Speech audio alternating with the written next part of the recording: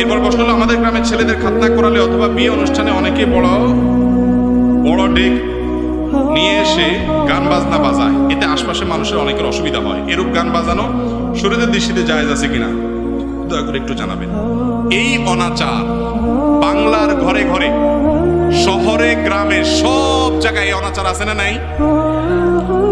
আপনি বিয়ে করবেন, আপনার মনে অনেক রং লাগছে, আপনার মনে অনেক ফুর্তি আছে, বুঝলাম।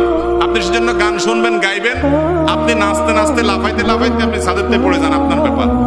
কিন্তু আপনি গান শোনানোর জন্য, গান বাজানোর জন্য ডেক সেট এনে আর বড় বড় সাউন্ড বক্স এনে ধুমধাড়াক্কা আওয়াজ দিয়ে গোটা এলাকার মানুষকে গান শুনতে বাধ্য করতেছেন, এই কাজটা কি ভালো না খারাপ? খারাপ। আল্লাহ তাআলা আমাদেরকে বুঝার তৌফিক দান করুন।